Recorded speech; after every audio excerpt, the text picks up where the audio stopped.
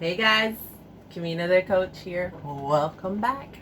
So today is a very important video. I think I have found what I'm going to share in this video to be invaluable, especially on my reunion journey, because I've experienced a lot of stress and a lot of triggering as I go on my reunion journey. So for those of you who don't know, I'm Kamina the Koach. I've been living and working overseas the last 10 years, and that mostly this channel had been focused that direction. But I'm also a transracial, biracial, late discovery adoptee. So I'm half white and half black. I identify as African American, but I was raised by a white family, and I didn't find out until I was 32 that I was adopted. So since January, I've been on a reunion journey. I have been very, very, very eternally blessed and to find my my entire family. So but as I have said in many other videos, reunion for an adoptee is not for the faint of heart. And I feel like a lot of us, for some reason, are introverts. And even if we're not introverts, we're easily overloaded. We're triggered very easily. We're very, very sensitive. And this has been no joke. And I'm not going to sit here and lie to you and say that I've got it all figured out, because I don't. Healing is a journey. It's not a destination. I don't feel like I'm ever going to reach a place where I can say, I'm healed. It's constant work. So one of my favorite techniques that I fall back on a lot is somatic therapy, and Soma means body. So we're really good at being disconnected, and so that I encourage people to not be hard on themselves when they find out that they are not connected to their body. You should say thank you to your body for this, because it was a way that it's protected you. And by no means should you spend all your time inside of your body, because there's too much sensory information to take in. You would be in sensory overload all the time.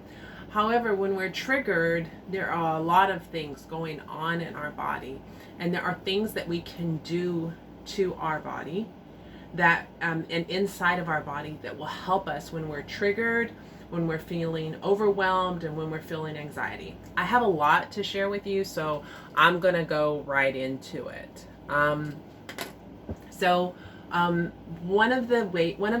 of the places that we carry a lot of stress and trauma, a lot of stress in a triggered moment, is in our shoulders, in our jaws, and in our bellies. So when I'm in a triggered moment, especially with my partner, I do deep belly breaths, and Americans in general have a tendency to breathe to about right here, to our sternums, to our diaphragm, and not breathe into our belly. So when I know, especially when my partner and I are having a disagreement, I make a counted effort to breathe into my belly. Also make an effort to open my mouth and loosen the muscles in my jaw, and make sure that my shoulders aren't cinched up here. It just almost immediately loosen up my belly, make sure it's not tightened up. It's almost an immediate relief. So I love that. So if you have anxiety attacks, I would like to share this one, and I can almost guarantee that it will shut down your anxiety attack. So I look left, I look right. You're connecting the lobes of your brain. I look up, I look down. So you've engaged the entirety of your brain. Left, right, up, down. And inside of my head, I tell myself, we're safe. I know it doesn't feel that way, but I just checked and everything is okay. And whoa, it just brings it all the way down. Not only are you engaging your brain, but you're telling your inner child, you're telling that inner self. So I guess that's like inner family systems. You're telling yourself that everything is okay. It's just working on so many levels. It brings me all the way down. Love it. The bridge of your nose right here is like a reset button. So maybe if you want to keep a bottle of water in the freezer, it's really great. If you set that cold bottle right there, in the moment of like really like heated trigger, it is a reset button. It's not one of my favorites, but just because it doesn't always work for me doesn't mean it won't work for you. So another one, and I don't know why it works, I can't even explain it to you, but it's putting your hand over your heart and breathing into your heart. And what do I mean? Like, so as you breathe, feel your inward breathing in, like that air is going into your heart and out from your heart. And it's almost like you're protecting your heart. And it's wonderful for me.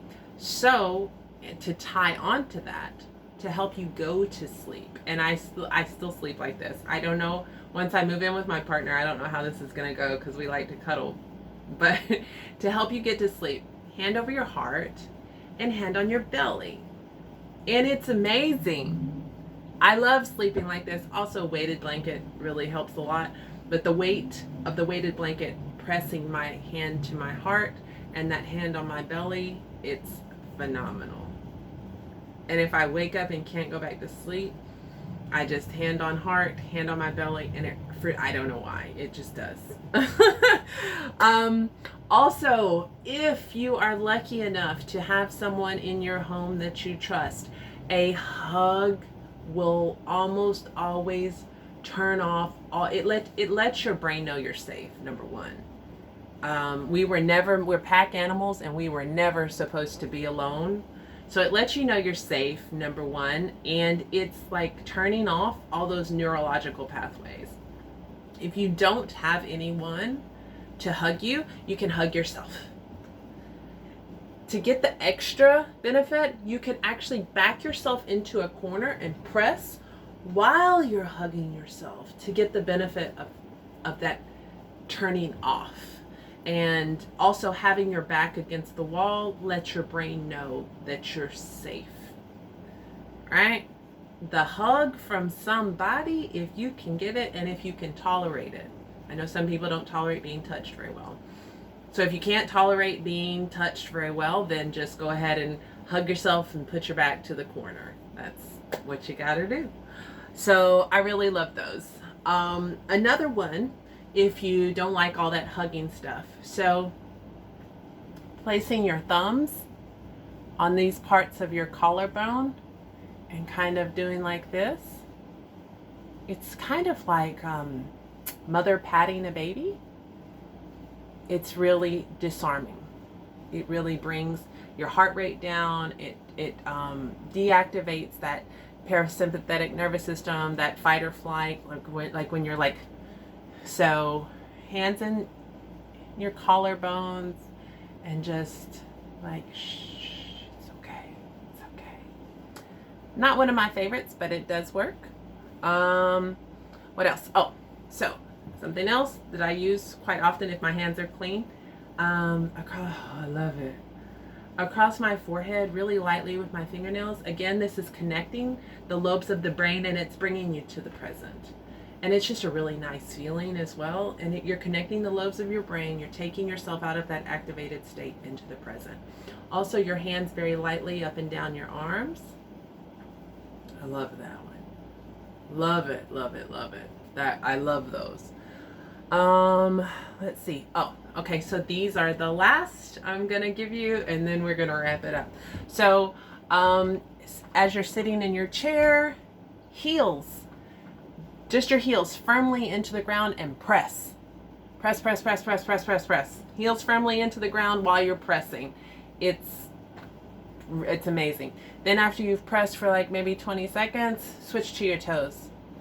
Press, press, press, press, press. Switch back to your heels.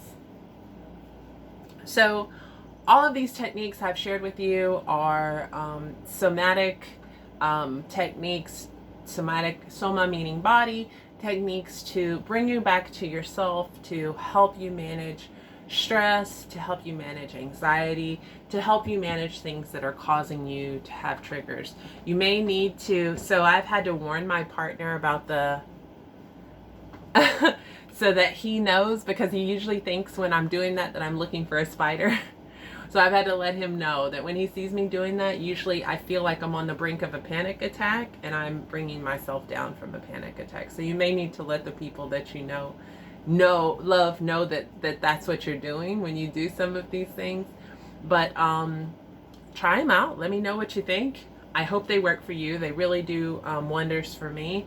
I've really needed them, especially at the space that I'm at in my journey.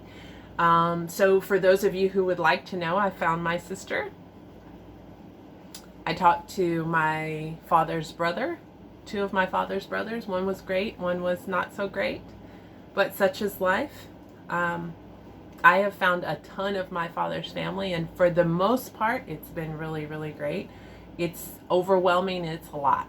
And I'm glad, I'm thankful, very thankful that I've done the work.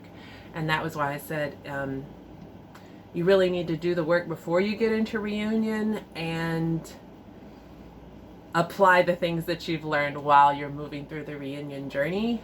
Also, you need a support system. If it wasn't for the support of my adoptee friends, I'm really looking forward to my support group this evening.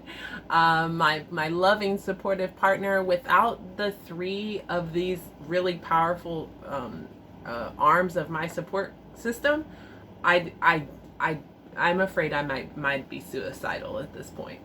There is no way I could have done this on my own. So anyways, it's my story and I'm sticking to it. Kamina the Koach, sending you love, light, peace, and joy, and I will see you next time. I'm out. Peace.